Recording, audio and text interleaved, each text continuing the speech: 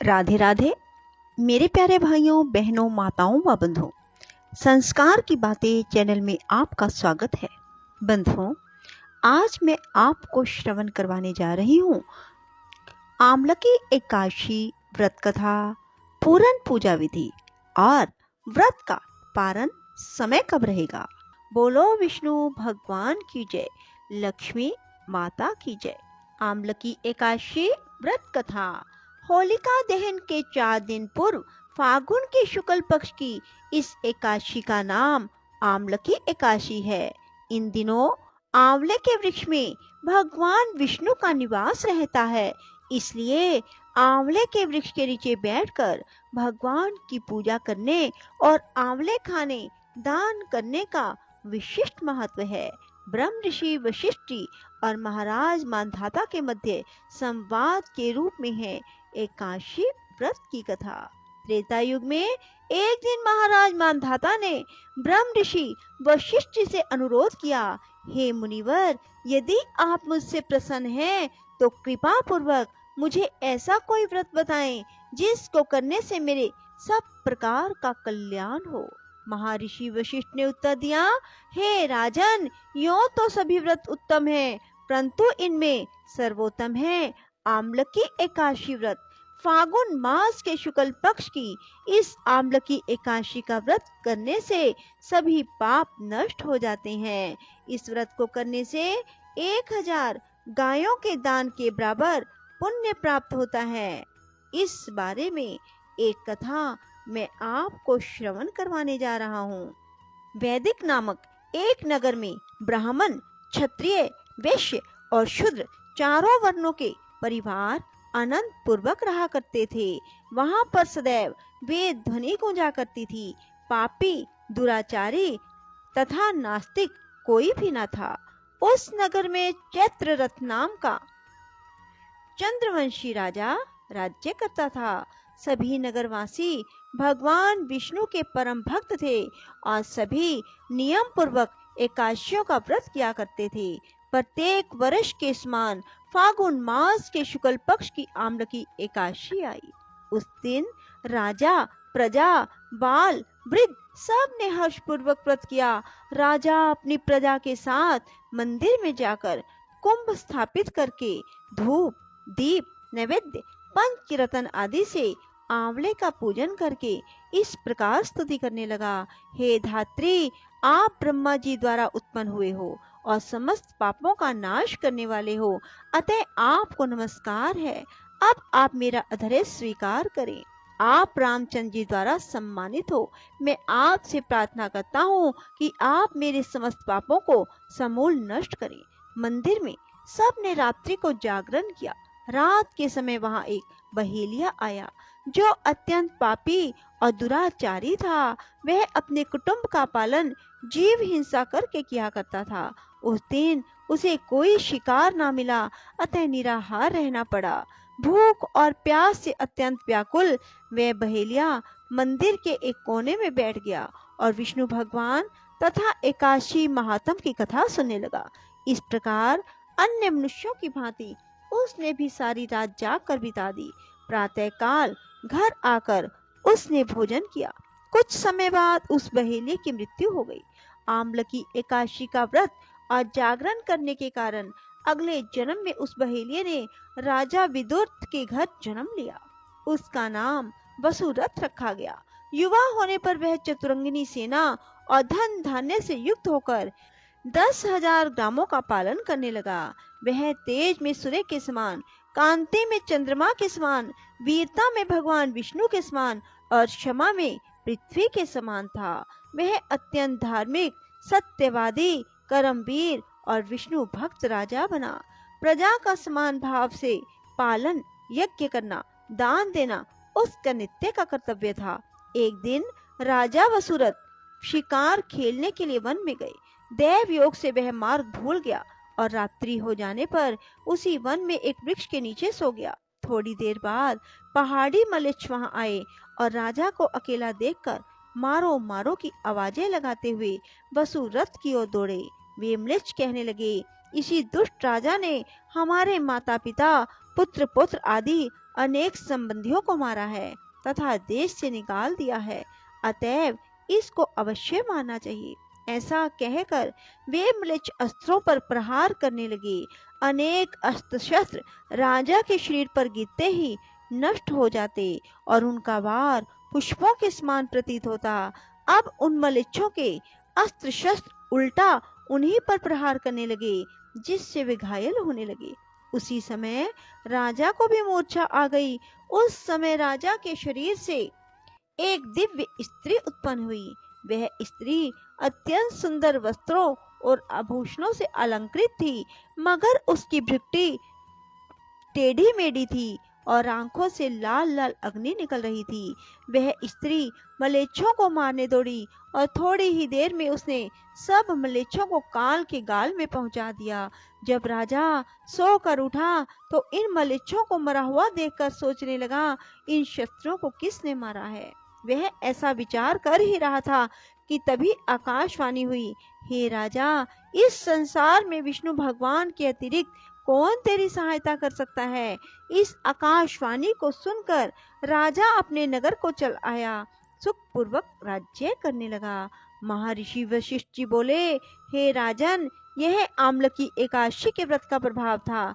जो मनुष्य इस आम्लकी एकादशी का व्रत करते हैं, वे सभी कार्यों में सफल होकर अंत में विष्णु लोक को प्राप्त होते हैं। बोलो विष्णु भगवान की जय हो। बंधुओं, आम्लकी एकादशी का बहुत अधिक महत्व माना जाता है। आम्लकी एकादशी फागुन मास के शुक्ल पक्ष की 11 तिथि को आती है।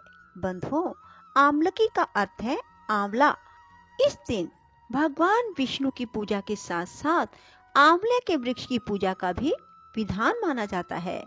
इस दिन आंवले के पेड़ में जल में हल्दी मिलाकर अर्पित करें और आंवले के वृक्ष की 7 परिक्रमा करें और आंवले के वृक्ष के नीचे धूप दीप लगाएं। ऐसा करने से भगवान विष्णु अपने भक्त के सभी मनोरथ शीघ्र अतिशीघ्र पूरे कर देते हैं।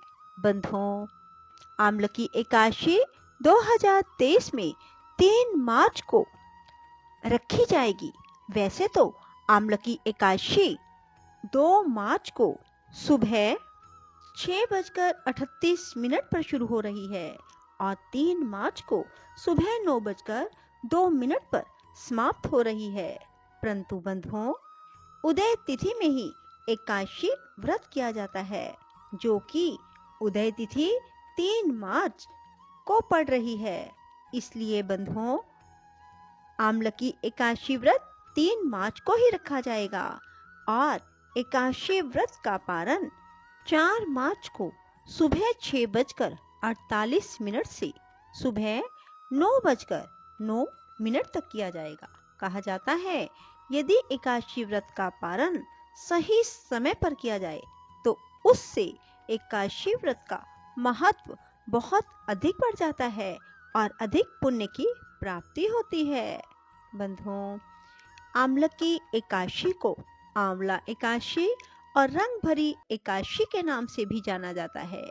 एकादशी व्रत में कथा के बिना पूजन का फल नहीं मिलता है। बंधुओं, आम्लकी एकादशी व्रत करने से जन्म जन्मांतर के पापों से मुक्ति मिलती है और भगवान श्री हरि बेहद प्रसन्न होकर अपने भक्त की हर इच्छा पूरी कर देते हैं और अपने भक्त के जन्म जन्मांतर के बंधन से उसे मुक्त करके उसे विष्णु लोक प्रदान करते हैं। इसलिए बंधुओं, आम्लकी एकादशी का व्रत अवश्य करें। बंधुओं, आम्लकी एकादशी वाले दिन स्वयं भगवान विष्णु मां लक्ष्मी के साथ आंवले के वृक्ष पर निवास करते हैं। यही वजह है कि इस दिन आम्लकी के वृक्ष का पूजन और परिक्रमा करने से लक्ष्मी नारायण प्रसन्न होते हैं और अपने भक्त की धन दौलत में बढ़ोतरी करते हैं। जो मनुष्य भी एकादशी का व्रत करें, वे दशमी की रात को खाना खाने के बाद कुरली अवश्य करें, ताकि दांतों में कोई अनकन फंसा हुआ ना रह जाए। और फिर एकादशी की प्रातःकाल जल्दी उठें, स्नान आदि से निवृत्त होकर भगवान विष्णु के समक्ष दाहिने हाथ में जल लेकर संकल्प करें, हे भगवान विष्णु, मैं आपके निमित्त एकादशी का व्रत कर रहा हूँ या कर रही हूँ। मेरे व्रत को बिना किसी विघ्न बाधा के संपन्न करना और मेरी ये मनोकामना है, इसे पूर्ण करना। और जल भगवान के समक्ष छोड़ दें। फिर भगवान विष्णु की षोडशोपचार पूजा करें, भगवान को स्नान कराएं, सुंदर वस्त्र पहनाएं, श्रृंगार करें और फिर भगवान के समक्ष शुद्ध देसी घी का दीपक जलाएं, धूप जलाएं, भगवान को फूल अर्पित करें, भगवान को चंदन से तिलक लगाएं, हो सके तो चंदन में केसर मिलाकर तिलक करें। फिर भगवान को तुलसी दल और फल अर्पित करें। फिर भगवान विष्णु की कथा श्रवण करें, एकादशी व्रत कथा श्रवण करें और पूरा दिन भगवान विष्णु के नाम जाप में बिताएं। फलाहार करें, रात्रि जागरण करें। रात को भी भगवान विष्णु के समक्ष एक शुद्ध घी का दीपक जलाएं, भजन करें, कीर्तन करें, भगवान विष्णु की कथा सुनें और प्रातः काल स्नान आदि से निवृत्त होकर ब्राह्मण को भोजन कराएं और फिर स्वयं भोजन करें। बंधुओं, एकादशी के दिन कुछ काम भूल कर भी ना करें। ऐसा करने से आपको एकादशी व्रत का फल नहीं मिलेगा। बंधुओं, मांसाहार का सेवन ना करें, ब्रह्मचर्य का पालन करें, किसी की निंदा चुगली ना करें, नाखून ना काटें, बाल ना कटवाएं, चावल का प्रयोग भूलकर भी ना करें, किसी का दिल ना दुखाएं। बंधुओं, किसी जीव की हत्या ना करें। बंधुओं, ये छोटी छोटी भूल बहुत बड़ा नुकसान कर देती हैं, इसलिए इन बातों का विशेष ध्यान रखें कि हमसे एकादशी के दिन कोई गलती ना हो जाए। श्रीमन नारायण नारायण हरि हरि, श्रीमन नारायण नारायण हरि हरि, श्रीमन नारायण नारायण हरि हरि, श्रीमन नारायण नारायण हरि हरि, श्रीमन नारायण नारायण हरि हरि, श्रीमन नारायण नारायण हरि हरि, श्रीमन नारायण नारायण हरि हरि, श्रीमन नारायण नारायण हरि हरि, श्रीमन नारायण नारायण हरि हरि, श्रीमन नारायण नारायण हरि हरि, श्रीमन नारायण नारायण हरि हरि, श्रीमन नारायण नारायण हरि हरि, श्रीमन नारायण नारायण हरि हरि, श्रीमन नारायण नारायण हरि हरि, श्रीमन नारायण नारायण हरि हरि, श्रीमन नारायण नारायण हरि हरि, श्रीमन नारायण नारायण हरि हरि, श्रीमन नारायण नारायण हरि हरि, श्रीमन नारायण नारायण हरि हरि, श्रीमन नारायण नारायण हरि हरि। राधे राधे, जय श्री कृष्णा। बंधुओं, यदि आपको ये कथा पसंद आए तो इसे लाइक करने के साथ साथ शेयर अवश्य करें और कमेंट बॉक्स में राधे राधे लिखें ताकि आपको कथा श्रवण का पूर्ण फल प्राप्त हो।